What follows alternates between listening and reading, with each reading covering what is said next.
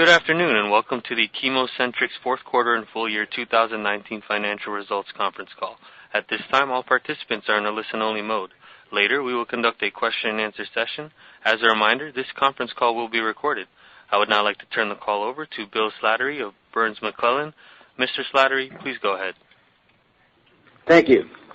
Good afternoon and welcome to the ChemoCentryx fourth quarter and full year 2019 financial results conference call.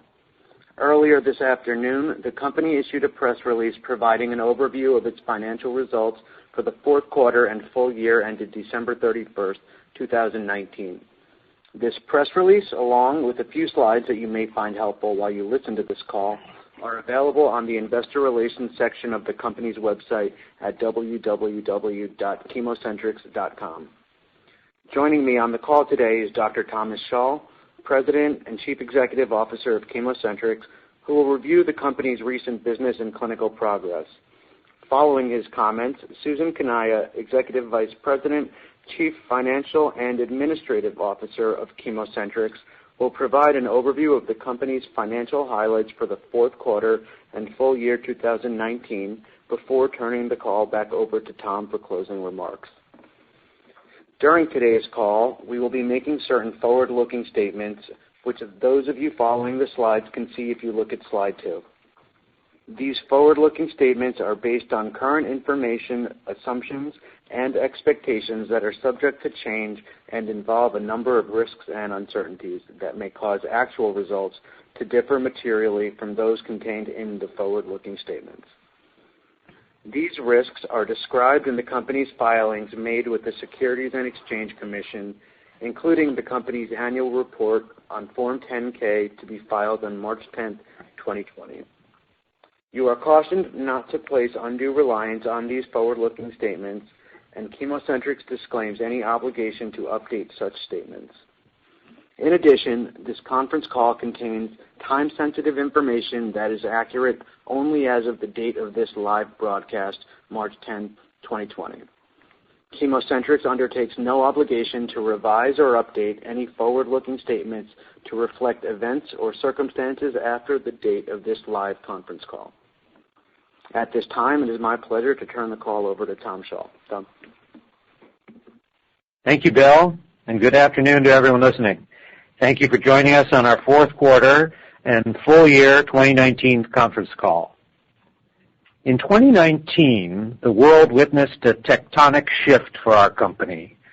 That is, we drove events of massive significance for the patients we seek to serve, for the clinicians who also toil on their behalf, and for our shareholders. Today, let's focus first in part on how this happened, but more importantly, what it means in the advancing of our unique programs to even greater values. Our discussion today might be called A Tale of Two Compounds. That is, our narrative surrounding two novel medicines, the unique proprietary orally administered small molecules known as Avacopan and CCX140. And these are overviewed in slide 3. This title is apt insofar as we will discuss the achievements and progress in these two programs and then talk about what will happen next with Avacopan and CCX140, including potential future disease indications in the expansion of the utility of Avacopan. But the title is also somewhat incomplete because we ought not to stop there with Avacopan and 140. Indeed, I will close later by reminding us all that there is an entire pipeline at ChemoCentryx, not just in these two novel medicines, but in other innovative work that feeds a robust clinical pipeline in an expansive value landscape of the near future.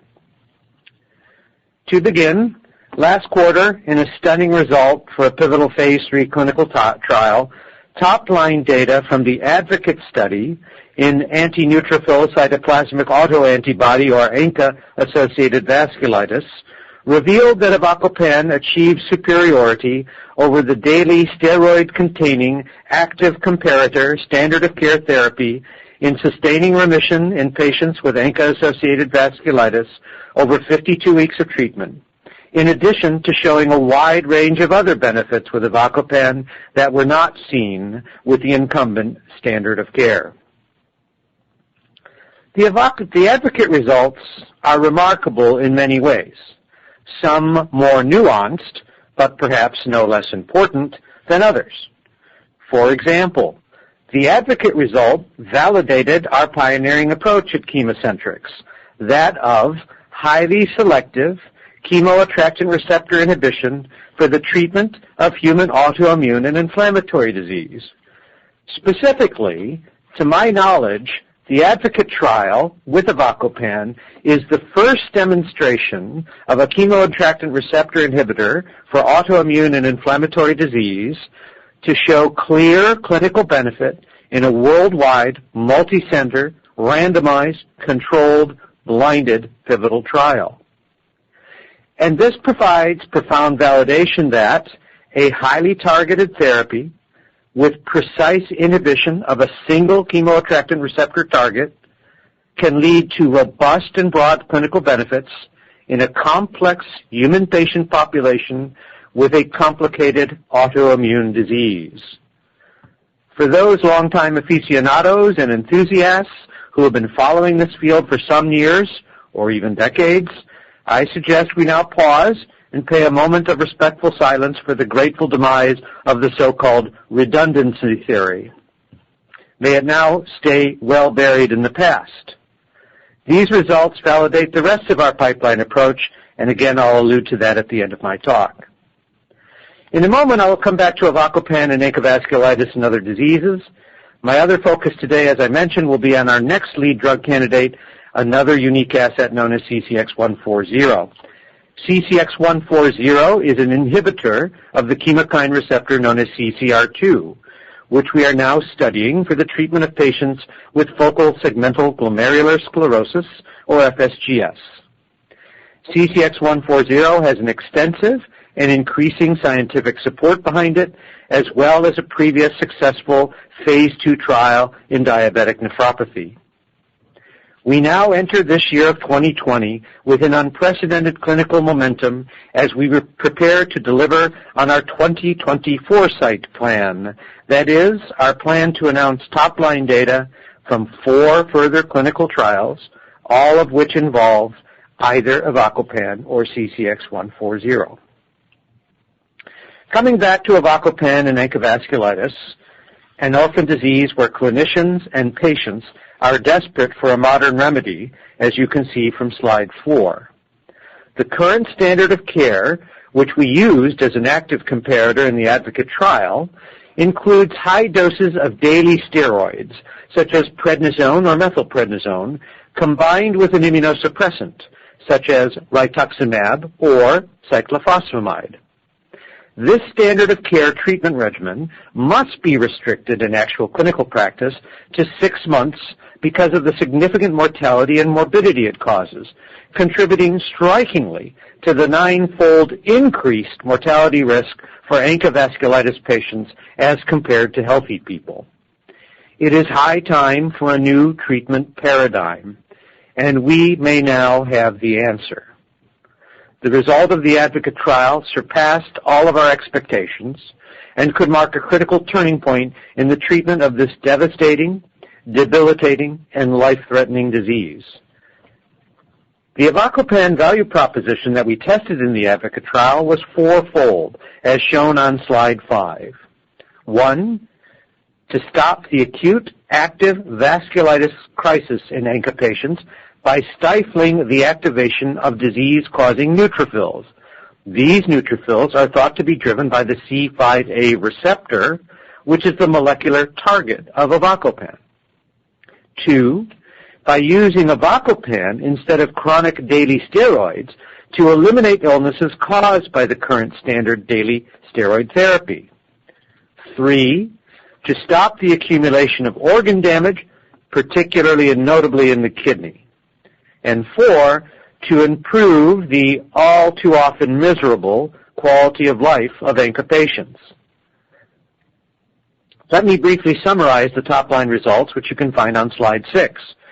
First, you will see that avacopan was numerically superior and statistically non-inferior to the daily steroid-containing active comparator at 26 weeks in achieving remission, that is, in stopping active vasculitis, as measured by the Birmingham Vasculitis Activity Score, or BVAS, which was the tool used for the primary efficacy endpoints used in this trial. After 52 weeks of treatment, the avacopan therapy sustained remission at a rate of 65.7% compared to 54.9% in the active comparator arm. Not only was this numerically and statistically non-inferior to the incumbent standard of care, but this result was highly statistically significant for the superiority of avacopan in terms of sustained remission after 1 year. Next, avacopan achieved statistical superiority in reducing the illnesses that are associated with the use of steroids in the active comparator treatment, as compared, or as measured rather, by the glucocorticoid toxicity index, a comprehensive quantitative scoring system developed by expert clinicians over the course of some years. Third, avacopan showed a statistically significant improvement over the active comparator in estimated glomerular filtration rate, or EGFR. While our goal was originally to stabilize kidney function, to save the kidney, it looks as though, with avacopan, kidney function actually improves. This, perhaps, is the single data point that nephrologists are most interested in, and it has been a key factor as we contemplate future opportunities for avacopan, of which I will speak momentarily. Finally, you can see that avacopan therapy was numerically superior to the active comparator standard of care in all 10 of 10 of the measurements and at each of the time points measured, while showing a statistically significant improvement in 6 of the 10 measurement categories assessed by the SF-36 validated quality of life instrument. Moreover, avacopan was also statistically significantly better in the European Index EuroQol 5D-5L.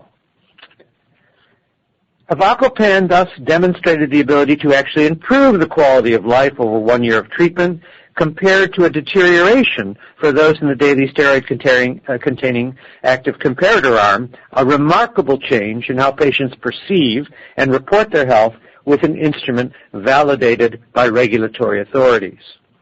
Avacopan's superiority here includes physical and emotional functioning, including a significant improvement in the crucial category of vitality, which is so important in allowing patients to return to normal lives with obvious socioeconomic benefits.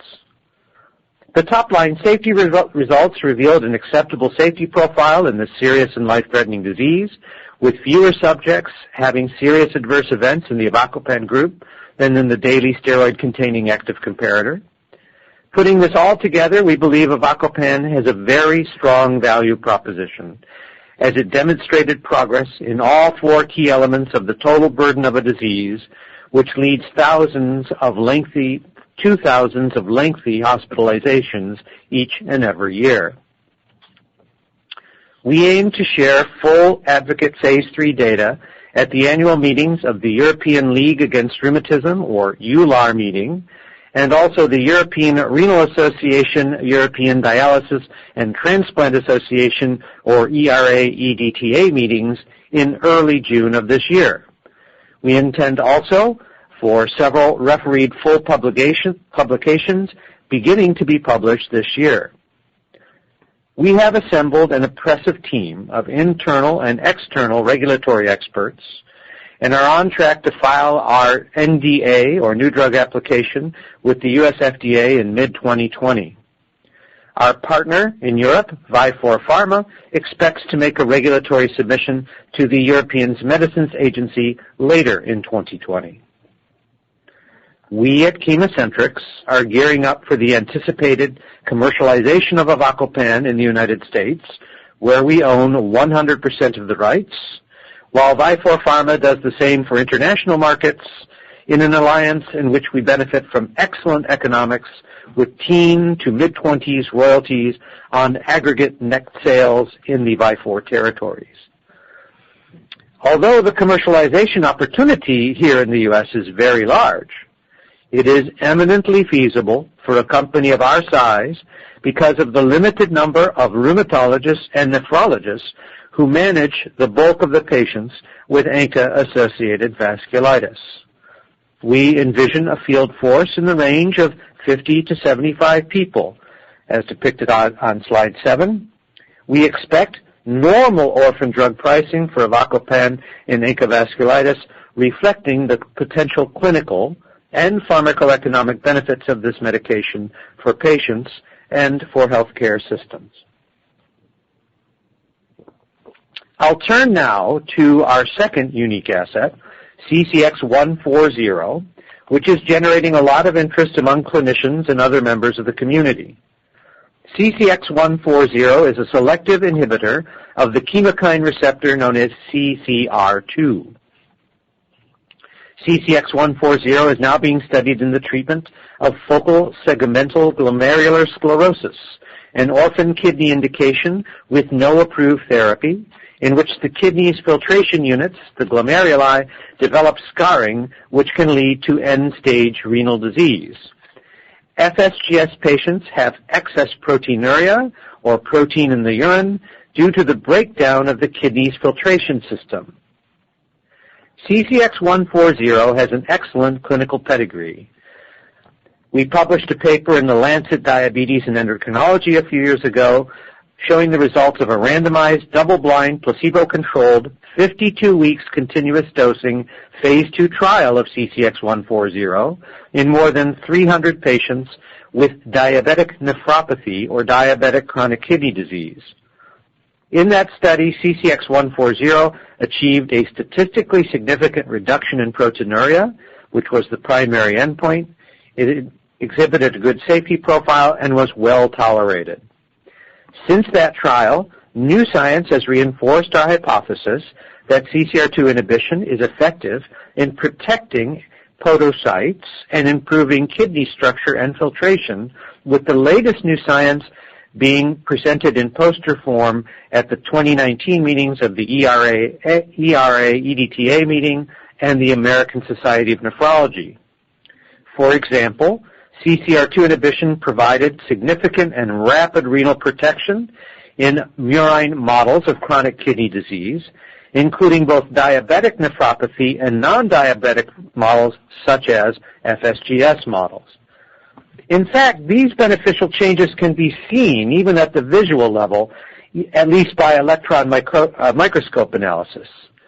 Slide 8, for example, shows an electron micrograph view made by CCX scientists which shows striking improvements in the integrity and structure of the specialized filtration cells of the kidney, the podocytes, which tenderly wrap the extravascular surface of the capillaries in the glomerulus or filtration unit of the kidney. You can see the difference in the podocytes and the glomeruli when FSGS resulting from a surgical consequence is inflicted in the model, and when CCR2 inhibition is employed in these animals, this inhibitor being a close analog of CCX140.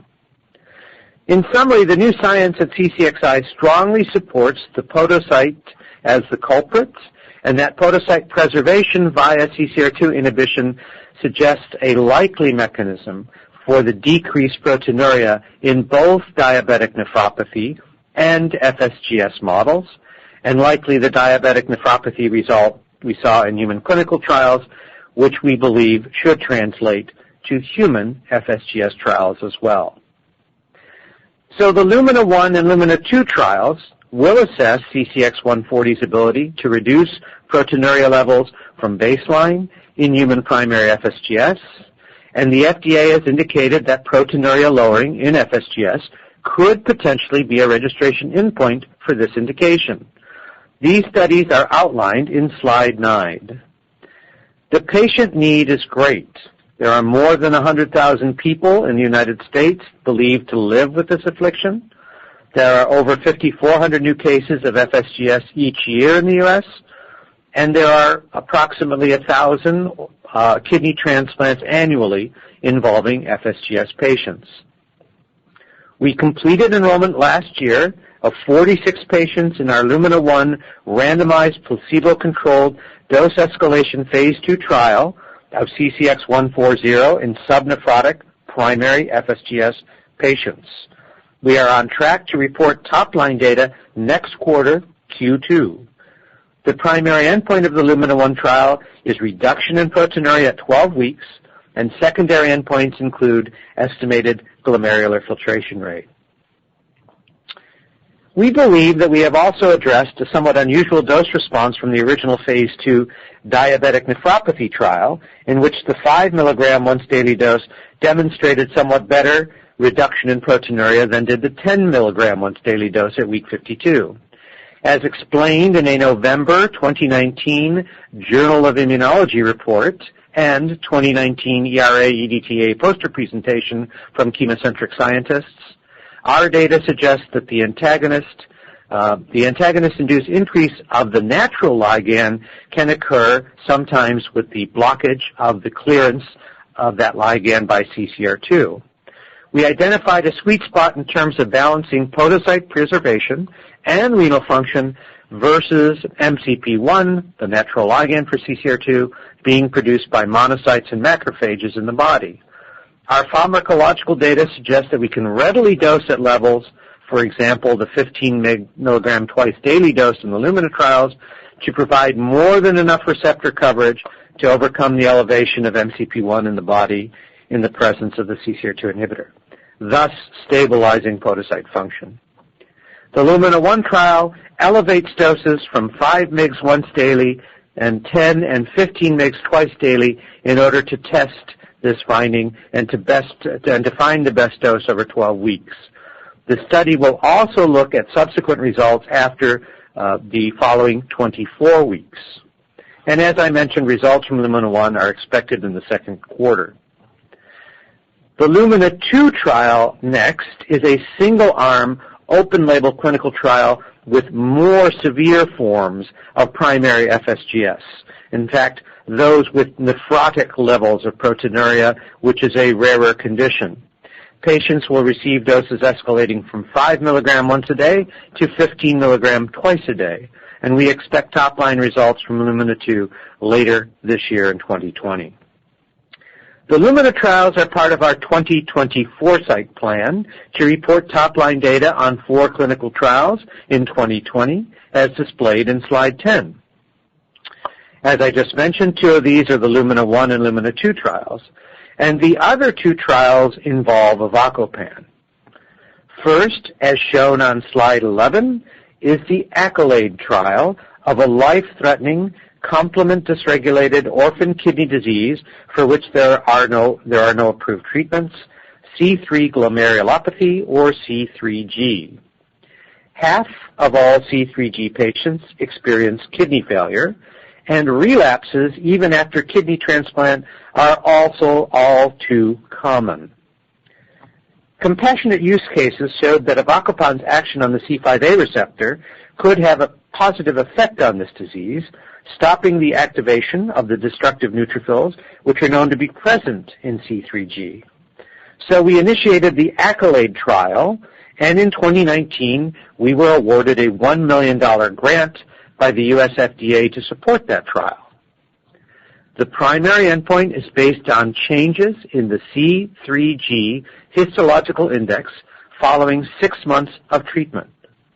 There are 2 placebo-controlled blinded strata in the trial. The high complement stratum is nearly fully enrolled, and we expect top-line data by the end of 2020, along with some data from the lower complement stratum as well.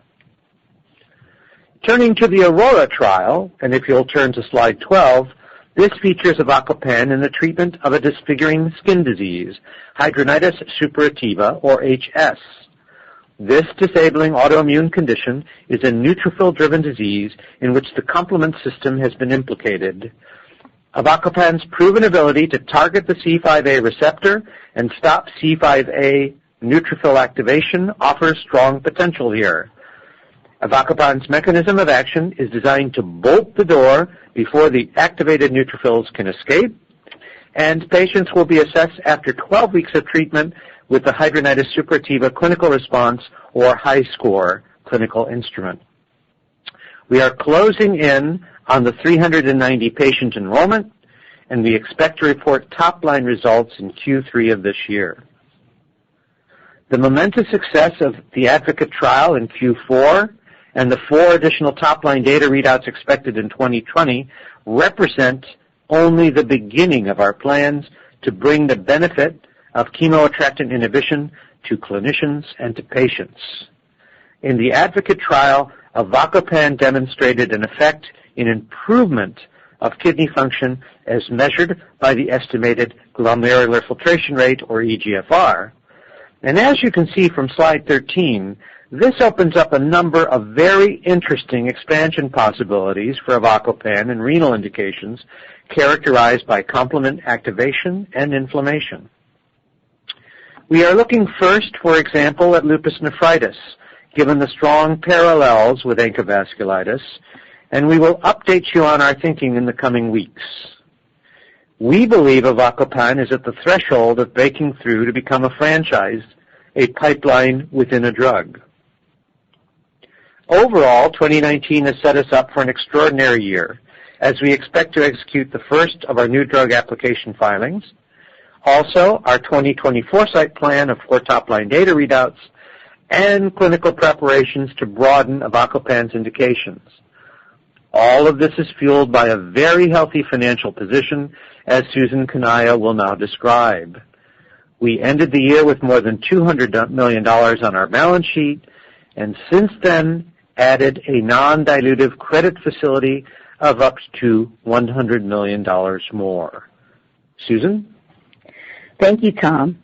Our fourth quarter and full year 2019 financial results were included in our press release today and are summarized on slide 14. Revenue was $10.1 million for the fourth quarter, compared to $9.3 million for the same period in 2018. For the full year ended December 31, 2019, revenue was $36.1 million, compared to $42.9 million in the previous year. Research and development expenses were $9.2 million for the fourth quarter of 2019, compared to $15.1 million for the same quarter last year. For 2019 as a whole, R&D expenses increased to $70.3 million from $62.7 million in 2018. These increases were primarily attributable to higher Phase 2 clinical study expenses driven by patient enrollment of the Avacopan Aurora trial in patients with HS and the 2 CCX140 Lumina trials in patients with FSGS, as well as an increase in Phase 1 expenses due to Avacopan ancillary studies. These increases were partially offset by lower research and drug discovery expenses in 2019 and decreased Phase 3 expenses as the Advocate pivotal trial, which was fully enrolled in 2018. General and administrative expenses were $7 million in the fourth quarter of 2019 compared to $5.6 million we reported in the same period last year. Full year 2019 G&A expenses increased to $24.2 million from $20.4 million in 2018, primarily due to higher employee-related expenses, including those associated with our launch preparedness efforts and higher professional fees. We recorded a net loss for the fourth quarter 2019 of $15.1 million compared to $10.8 million in the same period last year. Our full year 2019 net loss was $55.5 million compared to $38 million in 2018. Total shares outstanding at December 31, 2019 were approximately 60.2 million shares. We ended the year with $202.2 million in reported cash and investments, excluding the credit facility of up to $100 million, which we secured in January 2020, as Tom mentioned. Lastly, in terms of guidance, we expect to utilize cash and investments in the range of $85 million to $95 million in 2019. Tom? Thank you, Susan. To summarize, as you can see from slide 15, 2019 truly was a breakthrough year for ChemoCentryx. As we reported top-line data from our pivotal phase 3 Advocate trial, showing superiority and sustaining remission at 52 weeks for Avacopan over the daily steroid-containing active comparator, and accruing other benefits to Avacopan patients not seen in the traditional standard of care.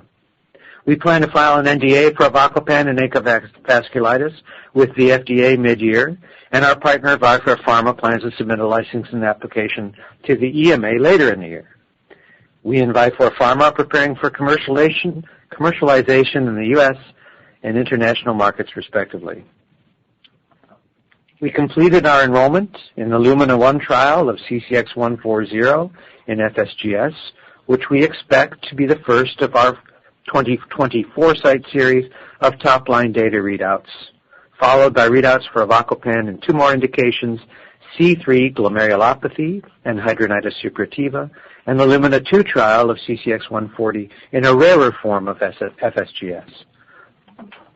Our track record of strong execution gives us great confidence and has attracted the financial resources that enable us to move forward on so many fronts simultaneously.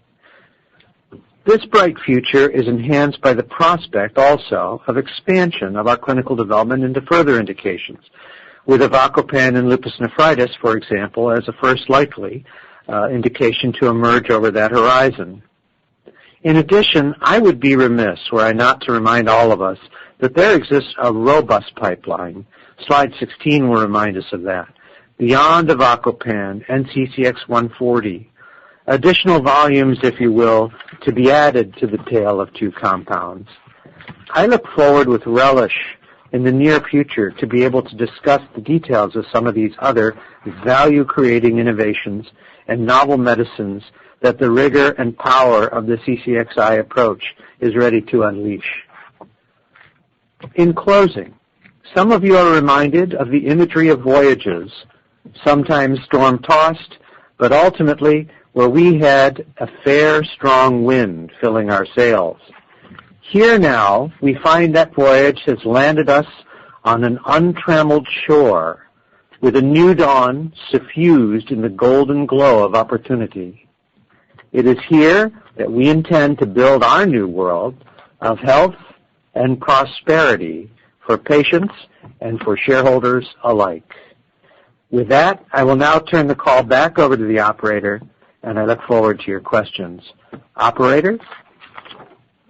As a reminder, to ask a question, you'll need to press star 1 on your telephone. To withdraw your question, press the pound key. Please stand by while we compile the Q&A roster. Our first question comes from Steve Seedhouse with Raymond James. You may proceed with your question. Good afternoon. Thank you.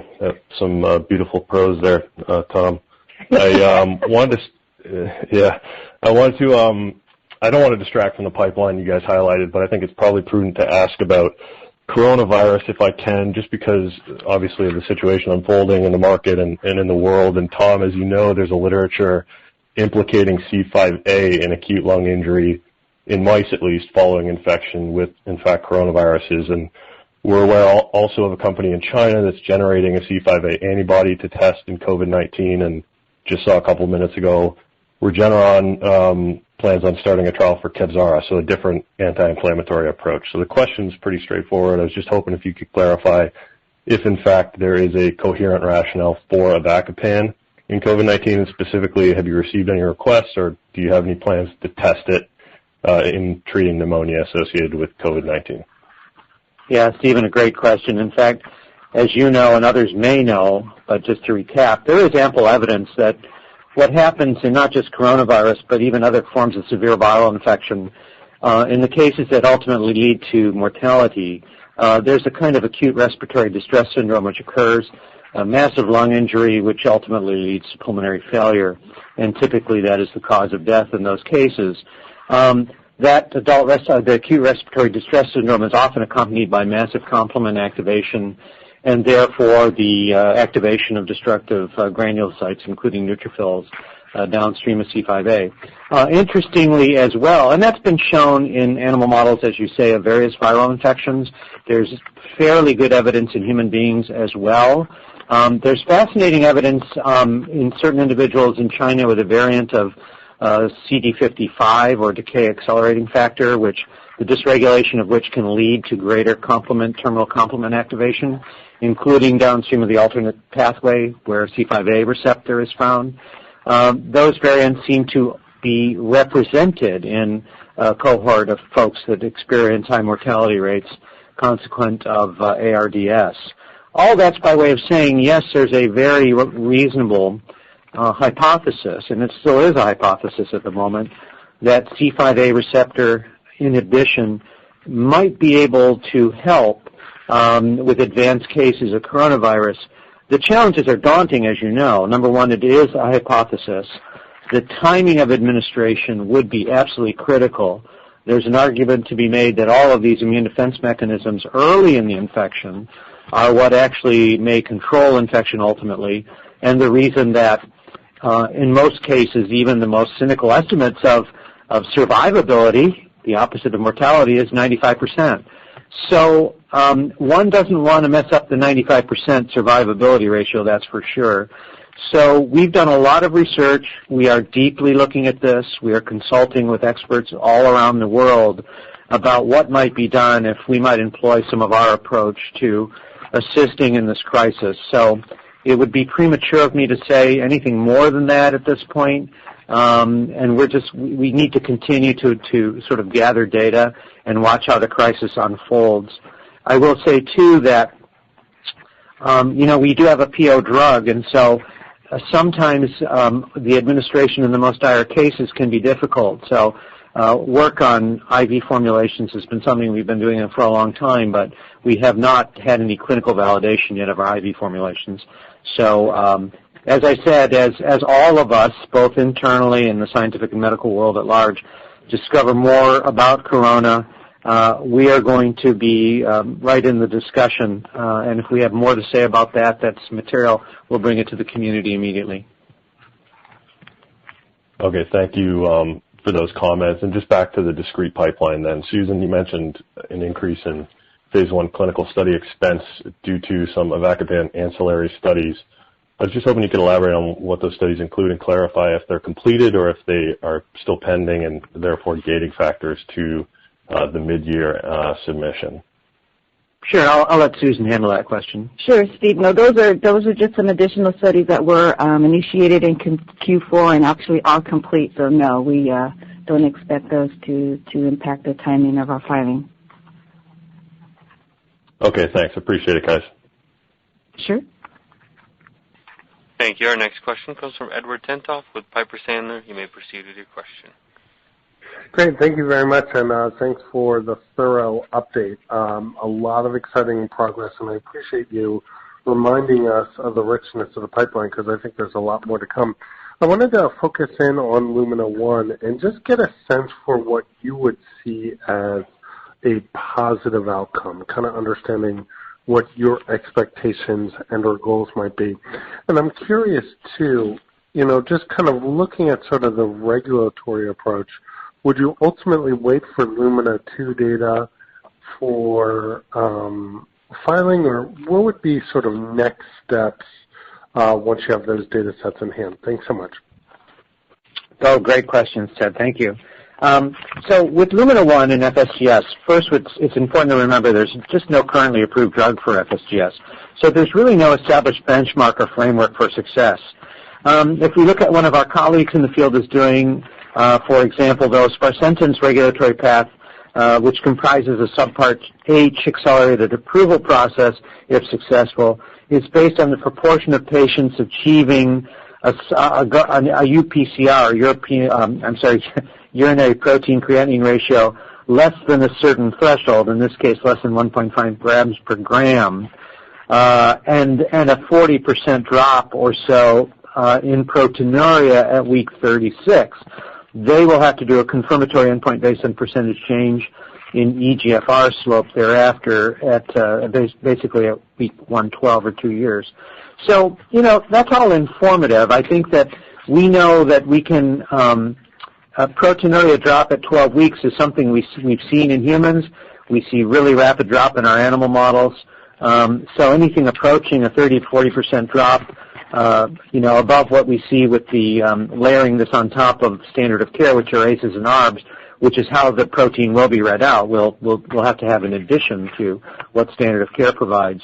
Would be very interesting to us, and it would allow us to design the next step of essentially the registration step, which will be a 2-arm, double-blind, randomized controlled trial with the optimal dose of 140 against just the underlying therapy, ACE and ARB and con meds. So we've already got that sort of design sketched out. We think we know what it looks like. We know how big it is. Obviously, we'll have as soon as possible after Lumina 1, discussions with FDA to confirm what we think our previous understanding was and this trial design based on the results of Lumina 1. And we hope that we can find a quick path to registration, at least conditional registration based on proteinuria lowering. Lumina 2 with the nephrotic syndrome FSGS, no, it's not a gating item for proceeding with primary FSGS. We had certain special hopes for that nephrotic syndrome population, including being able to enroll somewhere between 6 and 13 in fairly short order, and maybe keeping them off of the rescue steroid regimen. It's proven to be a very difficult trial to enroll. These are really sick people, and it's kind of an intense trial because we watch them very carefully for protein increases and as we step them up. So I would say that, and I don't have any data yet from that trial, by the way, so but certainly the nephrotic syndrome open label study is not a gating item to primary FSGS registration in any way. And I believe both Lumina 1 and Lumina 2 results will support each other ultimately in the discussions with FDA. That's really helpful. And then if I may, just a quick one for Susan.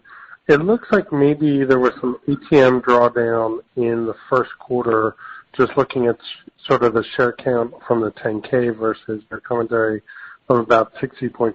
So I'm curious, did you take down some, and can you give us some general estimates on what the ATM utilization was during the first quarter? And then secondly, have you accessed any of the $100 million credit facility, or is that still fully available? Thanks. Sure. So to just be clear, there is no ATM facility or equity distribution agreement in place. The activity that you see there is primarily stock option exercises in the fourth quarter of 2019. So that is to clarify the source there for you. Sure. In terms of sure, of course. And in terms of the $100 million credit facility, again, that being essentially available at our option for the most part. $5 million will be taken down this month in March.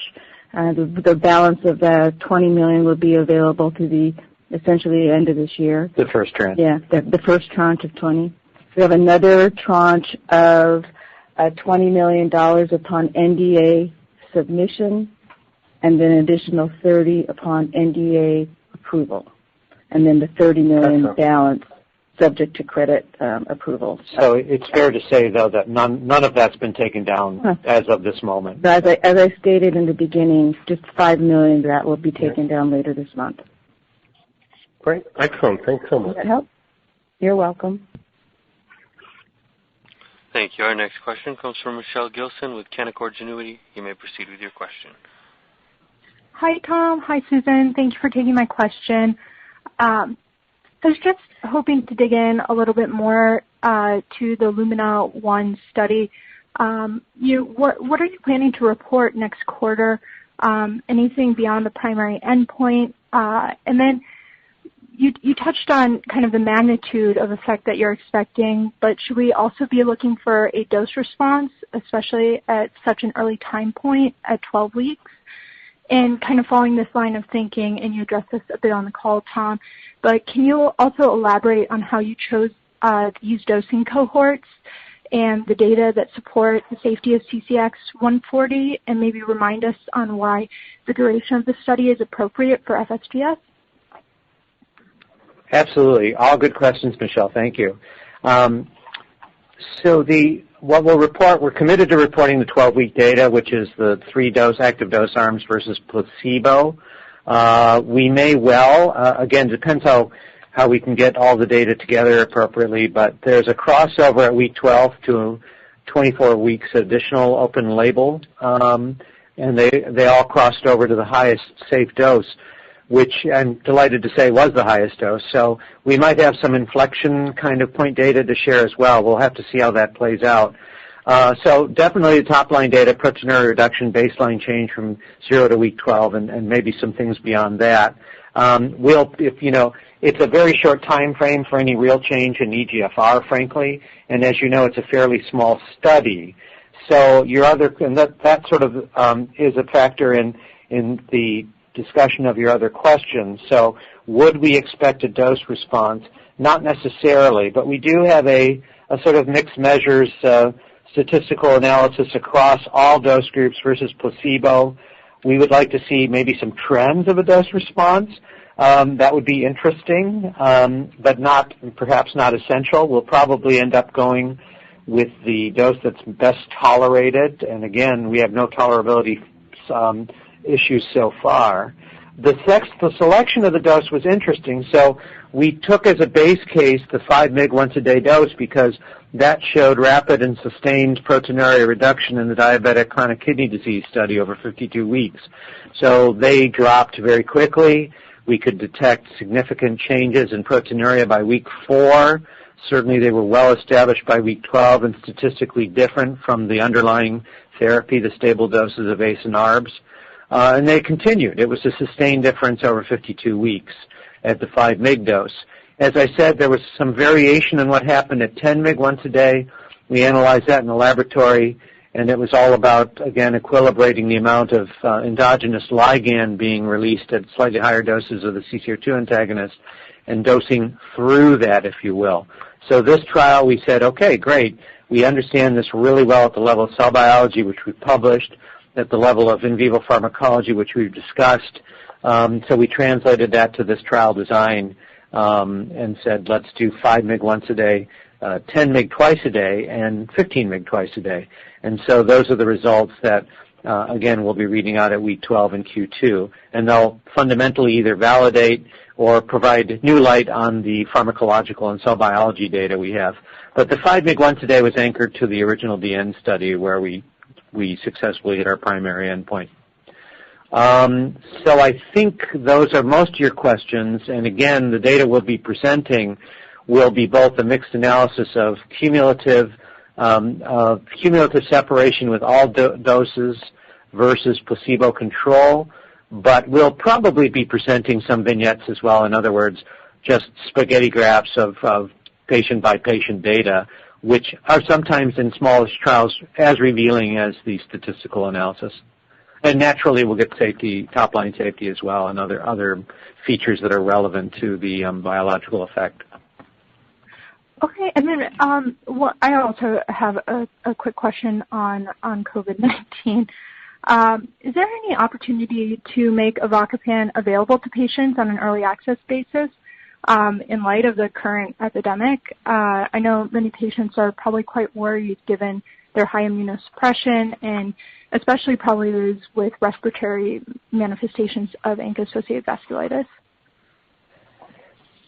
Yeah, it's a great question. It's one we've been discussing very, very deeply. As you know, one of the complexities we have is we have an international relationship as well with a partner.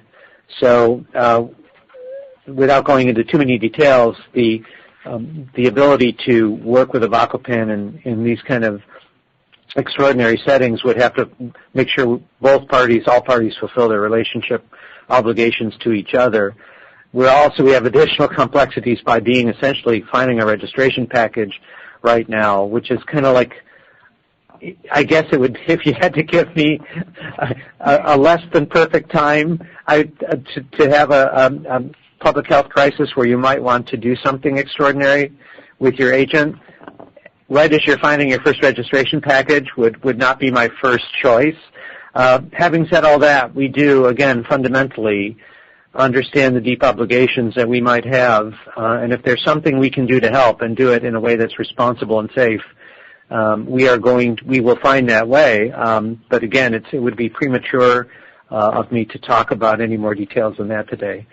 Let's just say that we have a deep desire to help, if at all possible, and at the same time, we have to be extremely sensitive to the obligations to ANCA-vasculitis patients as well, where we know, based on the data, certainly that's our strong belief based on evidence, that we can help those people save lives in ANCA. And we have to be very mindful of trying not to do experimental medicine, for example, in a public health crisis, unless we have really good reasons to believe that we can do that safely and have some hope of providing a benefit. Thank you so much, Tom. Thank you. Our next question comes from Dae-Gon Ha with SVB Leerink. You may proceed with your question. Hi, good afternoon. Thanks for taking the question and congrats on all the progress. So just wanted to touch upon the Lumina studies and then maybe one for Accolade as well. So Tom, if we go back to your prepared remarks, I think you mentioned that in highlighting the unmet need for FSGS in excess of 100,000 patients in the U.S., some of the other companies have given a different number. So just wanted to make sure that I heard that right. And in terms of trials going forward, I know you're currently running Lumina 1 and 2. The competitive landscape seems to be intensifying, and you also mentioned sparsentan, which is now in phase 3. So just wondering, do you envision any kind of expedited timelines once you get phase 3 underway, assuming you get positive data? And if so, I guess how should we think about the overall timeline towards reaching that NDA submission? And then in terms of Accolade, on a similar vein, I guess you mentioned Stratum 1 and Stratum 2, with Stratum 1 data expected by year end of 2020 and a little bit of Stratum 2 data by year end. I guess when can we expect the full data from both strata, and also is there any kind of limitation as to what the potential labeling could be if you only presented Stratum 1 for the registration grade trial? Yeah, thank you, Dae-Gon. Really insightful questions. So FSGS, to the first point, you were asking about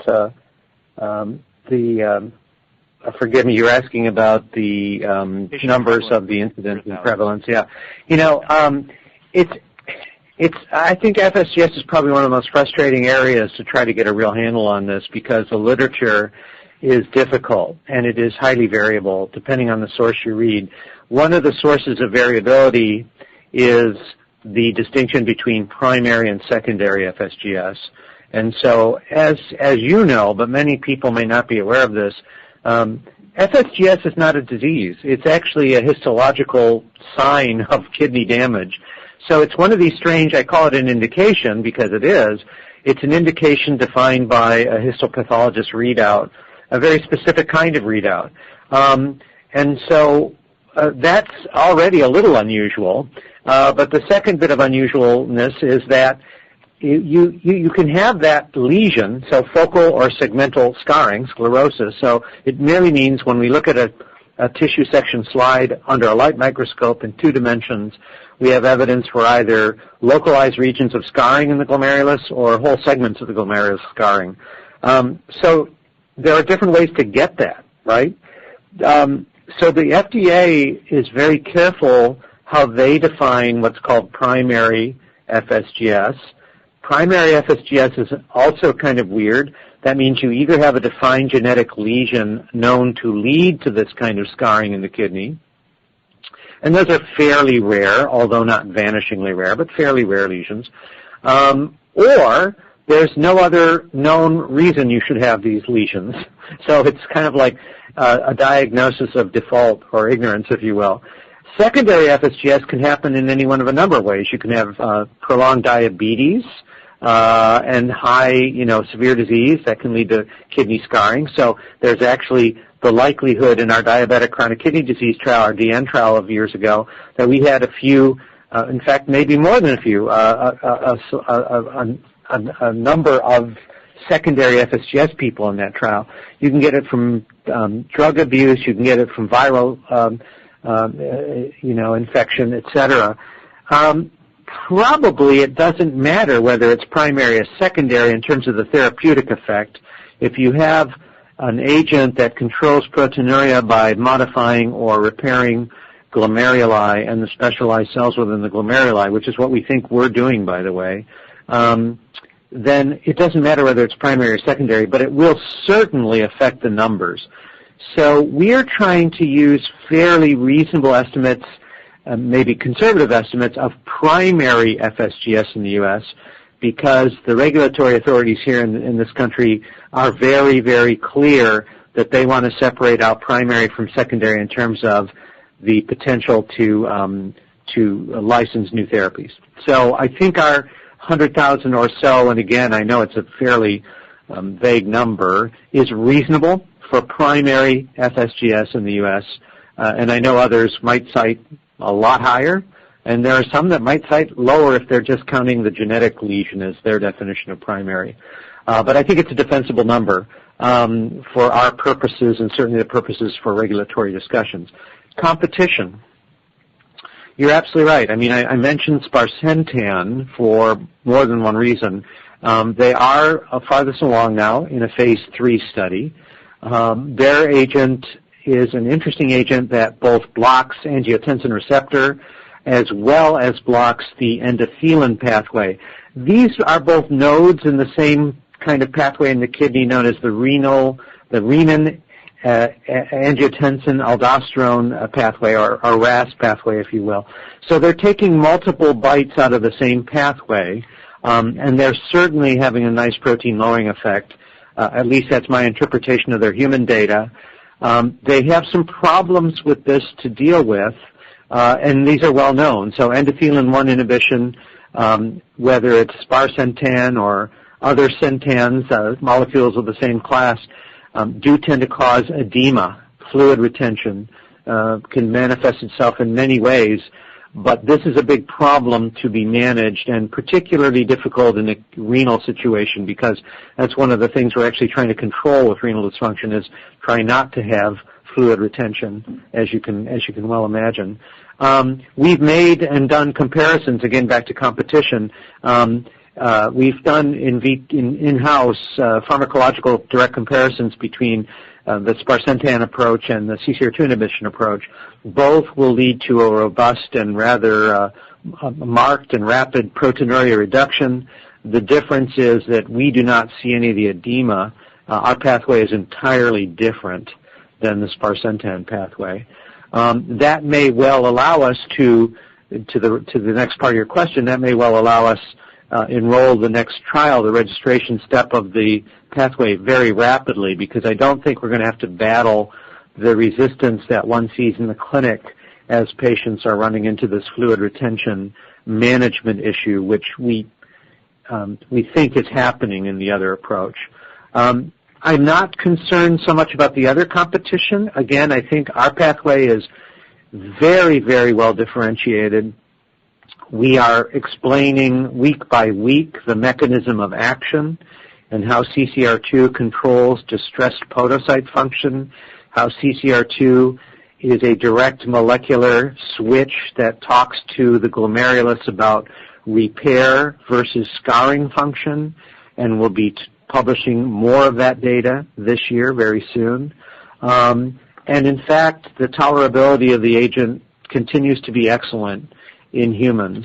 So I think that we'll do, in fact, we'll do as well or better than our competition in enrolling trials and getting them done. I won't prognosticate on timelines before we talk to the FDA after our end of phase 2 meeting this year, and then I'll come back to you more with some of that on FSGS. So I think that probably covers the FSGS questions. You had one other question? I'm coming back to, yes. Right, on the Accolade, very similar. Accolade, yes, thank you. Thank you for reminding me. This is a really fascinating issue. So, again, no approved agents for C3 glomerulopathy, as you probably well know. So there is no regulatory pathway, number one. There's precious little information about how to set up trials So we developed a two-strata approach, and this was actually done in an interesting, though rapid sequential fashion when we first set up Accolade a little while ago, Dagon. So there was the original reports from the experts and a couple of published papers. Again, this is a rare disease, only about 4,000 to 5,000 prevalent cases, maybe 700 to 1,000 new cases in the U.S. per year. So there's not a lot of material to work with and not a lot of clinical trial literature. The idea that came out in a couple of really good published papers early on was C3G, which is, again, a kidney biopsy diagnosis, will also have lots of evidence in the bloodstream for consumed or activated complement. Therefore, the easiest way you can measure a presumptive C3G patient before you do a biopsy to confirm him or her is to actually say they have a lot of circulating C5b through 9, which is the soluble membrane attack complex. We use soluble membrane attack complex not because of any special reason other than it is a very stable marker in the periphery that's easily measured of the activation of the complement cascade right down through to the point of C5a, which is where we are on C5a receptor, as you know.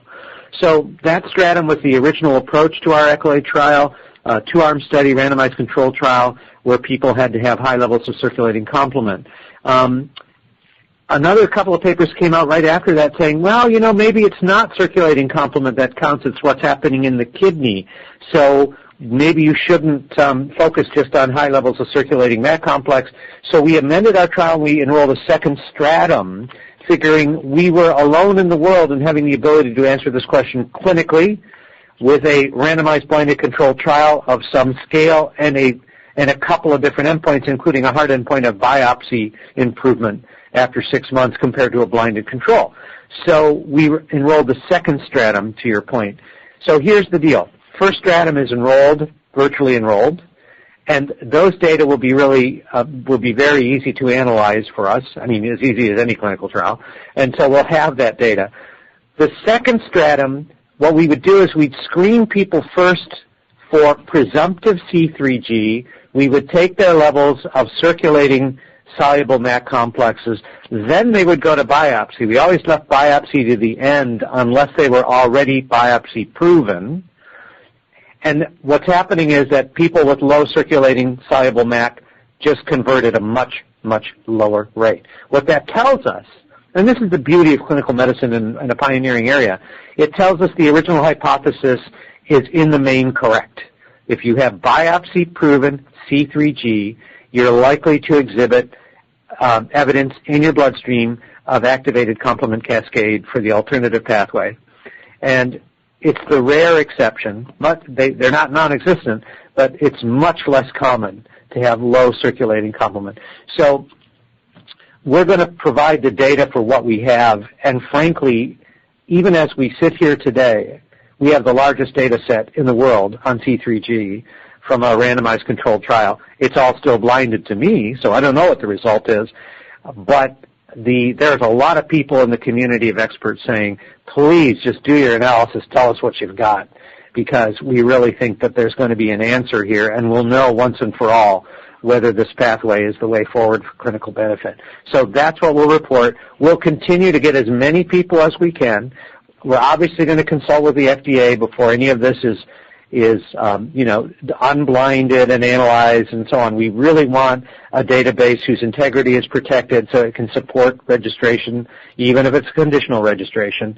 But that's what we're going to provide. So I hope that provides clarity. Sorry about the long-winded answer, but it required a little bit more details than many answers would, only because this is such an uncharted area. Great. Well, thanks for all the insights. I'll hop back in the queue. Thank you. Our next question comes from Anupam Rama with J.P. Morgan. You may proceed with your question. Hey, Tom and Susan. This is Tessa on the call tonight for Anupam. Thanks for taking the question, and I will just ask one. Is there any more granularity you are willing to provide on pricing bandwidth for avacopan beyond kind of in the orphan range? And more broadly, what does your latest payer market research suggest? Thanks so much. Thank you, Tessa. Also excellent questions.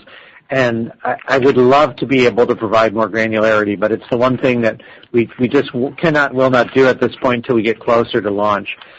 We do have some really great and interesting payer research going on. The pharmacoeconomic picture is really fascinating. And again, people ask me after the advocate data, we talk about normal orphan pricing corridor of anywhere upwards towards $200,000 a year total, down to $50,000 a year total. The strength of the advocate data, many observers said to me, you can't be down in the lower part of that range anymore. That's for sure if you ever were.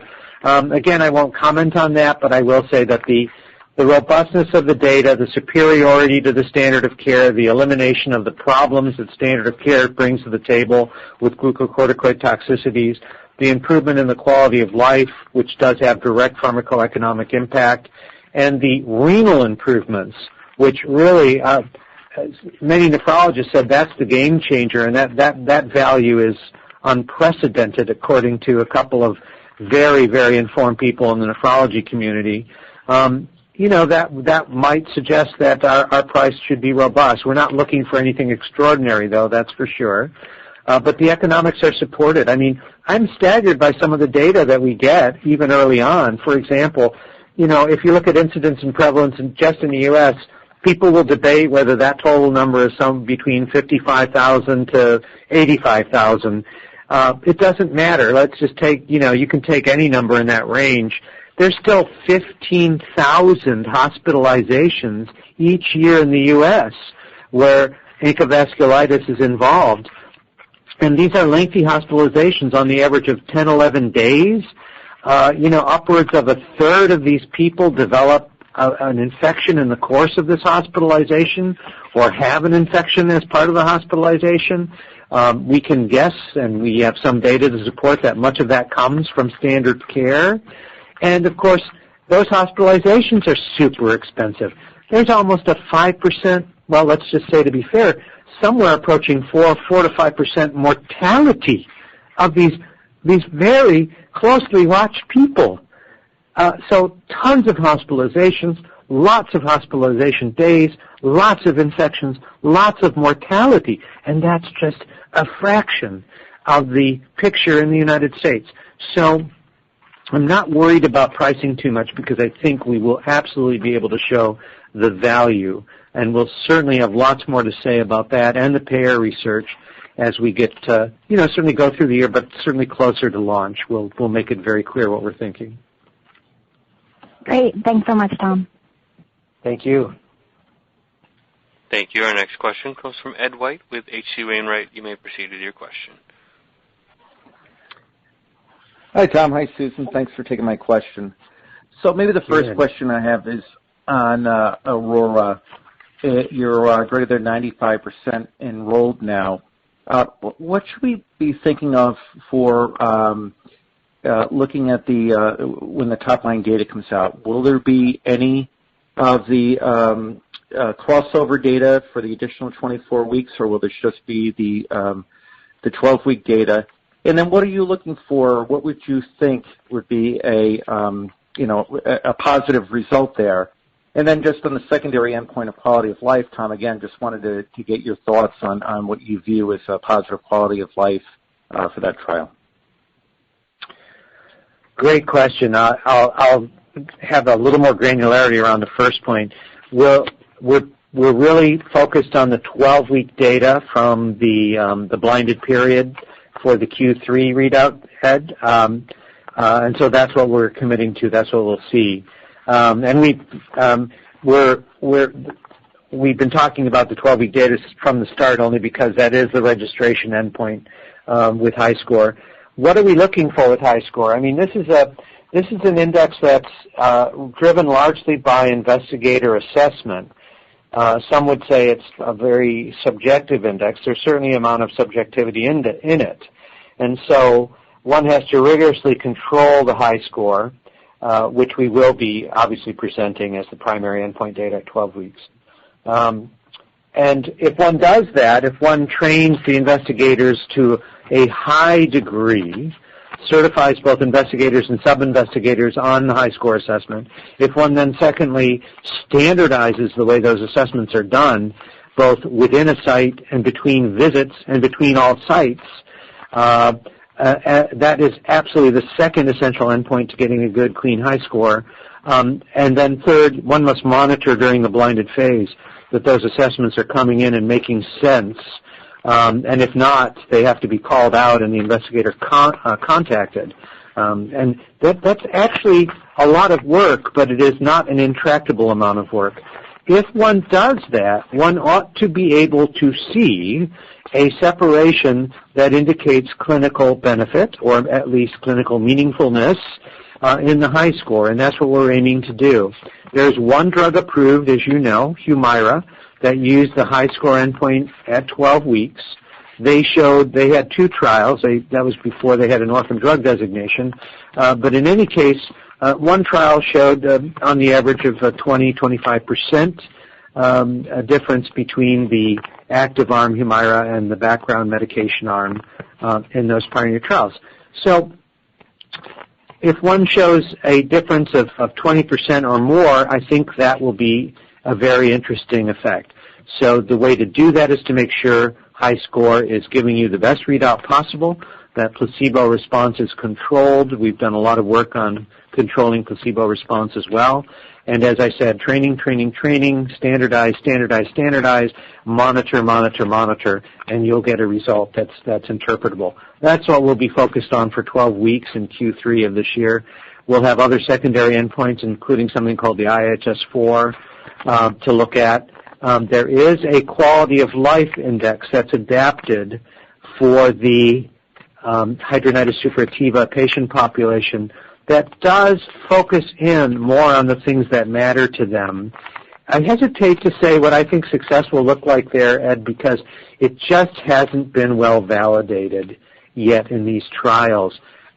So I think we're just going to have to see where the data take us. We're continuing to talk to experts who develop this index about really what are the most important features, and we'll certainly be talking about the elements that we have information on in Q3. But that's what we're committed to do for Q3 2020. Okay, great. Thanks, Tom. And then if you can just tell us where you are as far as preparing for U.S. commercialization. You did mention the field force of 50 to 75 people. I'm just wondering where you are as far as hiring them, the medical science liaisons, et cetera. And then also if you can compare how you think the launch in the U.S. will compare to the launch in Europe and how more difficult it could be to launch in Europe. Thanks. Oh, all good questions. We're making really wonderful progress. I'm very pleased with how much of the commercial infrastructure we've laid down so far. We did that a lot before data, but we've really totally accelerated since the data, as you can well imagine. So our Med Affairs team is shaping up beautifully. We've got a great new medical executive there. Our head of commercial has done a great job in bringing in our market access people and other key positions. Every day we seem to have 5 or 6 new people around the infrastructure. That's a tiny exaggeration, but not much. Naturally, the field force is the most it's the piece of the puzzle that you kind of slot in the last before your launch. But even there, we're making great progress because the hirers of that talent are being actively recruited or already in place. So I feel great about the commercial launch and the structure we have in place so far and where we're going with that. Launching in the U.S., we've really got a beat on that. I think you saw the little graphic in the slide deck. We know personally as an organization and, me personally as an individual, so many of these top prescribers, and they're not that many. I think the chart showed 30% of the prescriptions are driven by, a couple of hundred docs and, a few centers. Those people are almost all personally known to our company. And, of course, the nodes go out from that network to get to about 80% of the prescribing physician population. Rheumatologists and nephrologists, the major focus. So again, I think we're in great shape. We have a wonderful core presence in the community of both rheumatology and nephrology to be able to reach out, I think, very quickly to the majority of the antivasculitis patient prescribers. And, of course, we have one system, if you will, in the U.S. To help us understand that, although state by state there are some different licensing requirements, as you can well imagine. But it is a much more straightforward operation than Europe, where, of course, each jurisdiction, while they have, a European Medicines Agency, the local health authorities in each country are the ones that negotiate separately for how the drug is marketed and priced, and they all have their own standards. I must say our partners at Vifor Pharma have a deep and long experience in Europe, and I've been super impressed by how they've been planning the European launch and, getting out ahead of the questions with the local, the health authorities and having these discussions insofar as is possible with each of the country-specific payer organizations. So it is going to be more daunting, but they've been at it for a while, and they've realized both from their experience with other products as well as the evolving landscape with Europe that they had to start in earnest a lot of their discussions and analyses a lot sooner, and I'm pleased to say they seem to have been doing that really well. I'll defer any specific questions to them, of course, but I've got great confidence that they're going to have great launches throughout Europe as well. Okay, great, Tom. Thanks for taking my question. Thank you, Ed. Thank you, and I'm not showing any further questions at this time. I would now like to turn the call back over to Tom Schall for any further remarks. Well, I wish just to thank everyone again for their time that they've spent with us on this afternoon's call. I know that we're all faced with a number of challenges, both short-term tactical challenges and longer-term challenges. I'm convinced that together as a community we'll meet all the challenges that are confronting us, certainly in the public health situations that are in front of us right now, and ultimately be able to get back to the core business of long-term growth and value creation for all of our patients and shareholders. I very much, again, thank you for your great questions, your attention, and I look forward to speaking to you again in a few short weeks. Thank you very much. Bye now. Thank you, ladies and gentlemen. This concludes today's conference call. Thank you for participating. You may now disconnect.